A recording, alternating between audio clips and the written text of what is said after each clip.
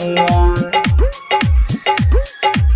प्यार के नाम भइला बदनाम कैसे दीही मजनुआ। सिंगिंग बाय लखन लाल सिंह। प्यार के नाम भइला बदनाम कैसे जीही मजनुआ प्यार के नाम भइला बदनाम कैसे जीही मजनुआ ये हो विधाता हटाही ये दाई दिल के सिसटमावा हो। प्यार के नाम भइल बदनाम कैसे जीही मजनुआ एहो विधाता हटाइए दाई दिल के सिसटमावा हो।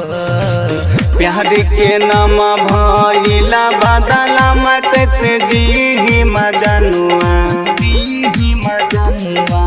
ये हो विधाता हटाही ये दाई दिल के सिसटमावा हो। कैसे जीही मजनुआ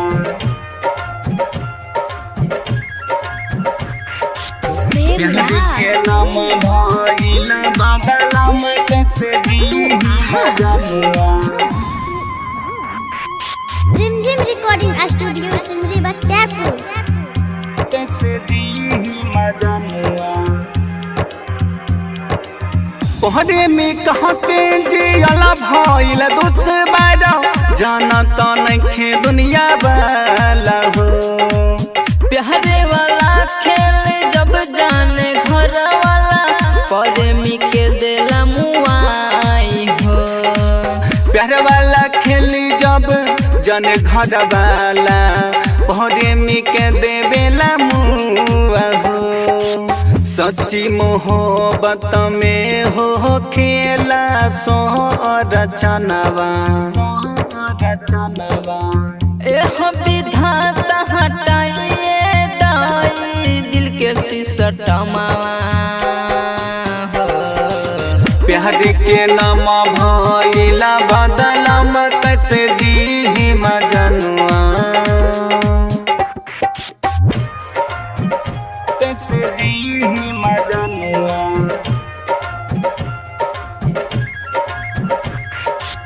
प्यार के नाम भइला बदनाम कैसे जीही मजनुआ कैसे जीही मजनुआ। सिंगिंग बाय लखन लाल सिंह। हीरे और रांझा के सुनली जब कहानी गिरेला अखिया चलो रहो।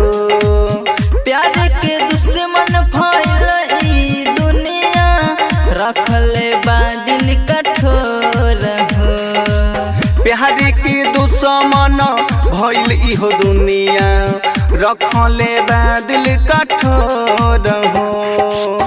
लखन लाल लक्ष्मण पुल के मान कहनवा एहो विधाता हटाइए दाई दिल के सिसटमावा हो। प्यार के नाम भइला बदनाम कैसे जीही मजनुआ।